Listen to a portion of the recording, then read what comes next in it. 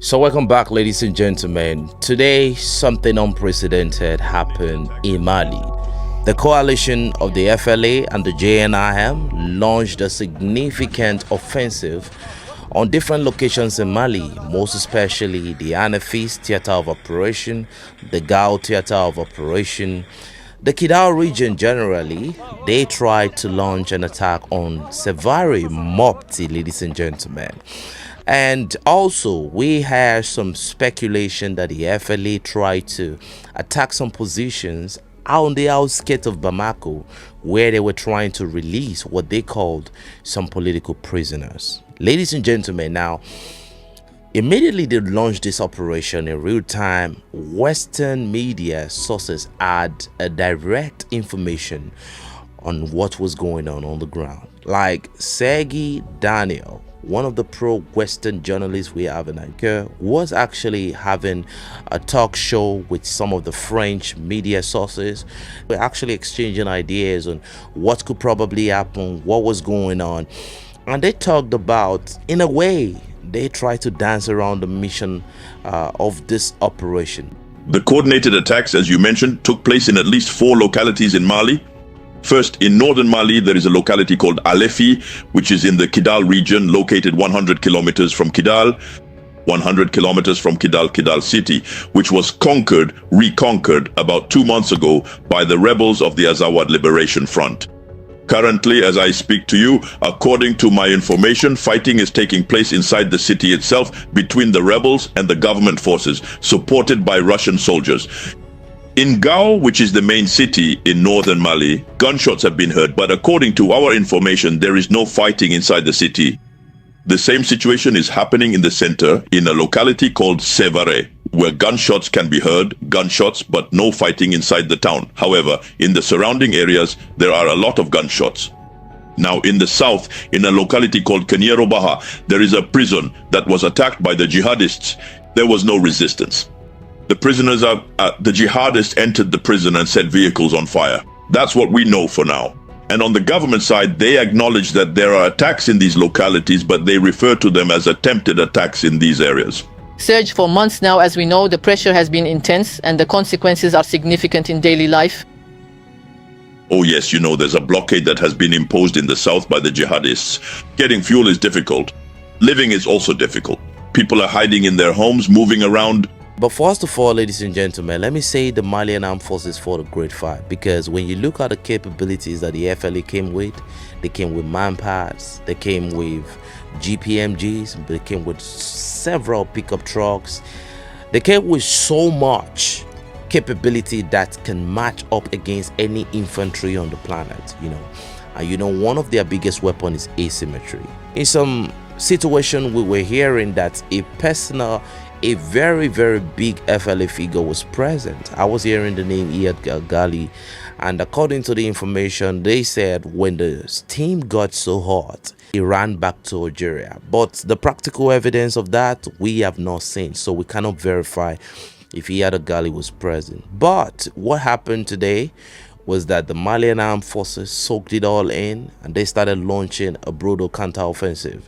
Ladies and gentlemen, the casualty was unprecedented, and something that we noticed about this operation was the age group of the FLA fighters. Ladies and gentlemen, look at this video right here. So when you look at the age group, it tells you one thing. It tells you that the demography of the FLA has changed. Now we're seeing significantly younger men in the ranks of the FLA. That is to tell you that the April 25 offensive from the FLA and JNIM was a debacle of misgiven and comia, because they lost a lot of veterans in their ranks, and that is why you are now seeing a lot of young fighters, because they're trying to balance the attrition and metadata, because given the tactical superiority of the Malian armed forces, what we have is an overwhelming defeat for these guys on the ground, and they are always trying to consolidate their position, and that is why you're having those type of hate demography on the line of contact. Again, today they were brutally suppressed. Ladies and gentlemen, I am not even mincing words. For YouTube policy, for the YouTube community guideline, if you have the stomach to actually see the product of the counteroffensive of the Malian armed forces and the great allied Russian African Corps, you can go to our Telegram and actually have a feel of what really happened on the line of contact today. So, ladies and gentlemen, in Havanefis, the fighting was severe.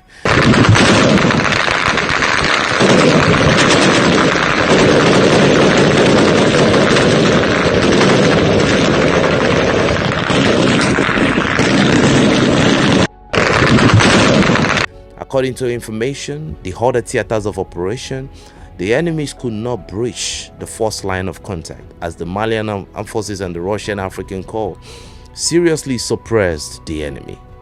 That was not enough, ladies and gentlemen. Now, the Russian African Corps deployed so much capabilities. We are seeing so much FPV activity today. Now, it means that the network was good. And what really happened today was surprising because most of the capabilities that they brought in from the FLA side was destroyed. But we saw something Empire Real Estate. They brought in armored vehicle. For the first time that I am seeing armored vehicle with these guys. The question is, who supplied these armored vehicles to the FLA? A lot of people are saying that these are armored vehicles from the Thessaly theater of operation. Maybe they got in some help, and the vehicles that were actually damaged before the initial retreat on the April 25, maybe the vehicles was engineered to get back to its operational shape. But ladies and gentlemen, all those vehicles you are saying has been destroyed by the Malian armed forces. Here are the evidences. Now, the Malian armed forces have released a communique on the current situation on the line of contact. Ladies and gentlemen, according to the information that we have, everywhere is now Delta Hotel in Gao. Everywhere is Delta Hotel in Severi. The city of Mopti did not even know that anything is going on. Now, from what we do have, the Malians have been able to restore calm in some of this position, but the situational report in Havanefis cannot be ascertained at this point in time. Indeed, the coalition involving terrorists trained by the FLA and GNIM once again attempted a coordinated attack this morning, according to a statement from the Malian Armed Forces, the FAMA. Attempted attack on FAMA positions in Aguelhok, Havanefis, Gao, Severe, and Keniroba. The situation is being monitored. This information was also confirmed by their allies from the Africa Corps, who specified that the attack reportedly began this morning at 5:40 a.m., which is 8:40 a.m. in Moscow. And for now, the provisional report released in the statement by the Malian army promises, well, heavy losses on the terrorist side. The General Staff of the Armed Forces confirms the provisional results of the FAMA and partners' air and ground operations. In Severe, 20 terrorists on motorcycles and equipped vehicles were neutralized. In Gao, 1 friendly casualty and 4 wounded, all of whom have been taken care of. 6 terrorists neutralized, 1 vehicle destroyed. So this coordinated attack you see on this Saturday morning is quite similar to the one on April 25th, since it involves a coalition or alliance of terrorists, the same mercenaries who in Western media had been, well, whitewashed since last April. And it's not surprising, since their government is said to be actively supporting these same terrorists, at least according to Malian and Sahelian authorities. So let me remind you that JNIM, Jamaat Nusrat al-Islam wal-Muslimin, which is the group for the support of Islam and Muslims, is a terrorist branch of Al-Qaeda, and the FLA, the Azawad Liberation Front, is a so-called separatist organization active in the north of the country and now working closely with Al-Qaeda terrorists. Currently, together with JNIM, we are implementing a joint war strategy against our enemies. We are indeed fighting together. So, to go back briefly to this morning's attacks, beyond the official statements from the FAMA and the Africa Corps, several media outlets have reported that, well, the destabilization attempts were repelled in all of the affected cities. However, fighting is reportedly still ongoing in Havanefis, on the outskirts of the military bases within the locality itself. So even though this attack shares similarities with the one on April 25th, it is nevertheless distinguished by one element highlighted by several sources: the involvement of children in the fighting on the side of the terrorist armed groups, of course. This is evidence of inhumane methods, obviously depriving these children of their childhood and directly exposing them to combat. It should also be noted that all of this illustrates the extent of the losses suffered by the terrorists during the previous attack. Well, I would have been able to provide you with even more evidences of what happened today right here, but because of community guideline, I will not be able to do that. So if you want to see more on the operations today, you can actually check in to our Telegram channel, where you have a lot of image evidence, you have a lot of video evidence. The Malian Armed Forces and the Russian African Corps put on a phenomenal performance, and it got to a point where the FLA were trying to shelter themselves in some position. They call it defensive position, but I don't see the defense, because you know, the concentration of those fighters will just get increased by the Russian African Corps Aviation and the Malian Armed Forces Aviation that deployed their Sukhoi 24 fighter jets. And also we are airing in some capacity that the Malian Armed Forces also had the Super Tucano A-29B fighter jet scrambled in the air. Now, a lot of people have been asking if the unified AES forces were involved. Ladies and gentlemen, we don't really have a report documenting any sort of presence of the unified AES force on the ground in Mali, because the situation has not really escalated beyond the control of the Malian Armed Forces. Ladies and gentlemen, the Malian Armed Forces displayed operational superiority, and as we speak to you, the situation is that out of.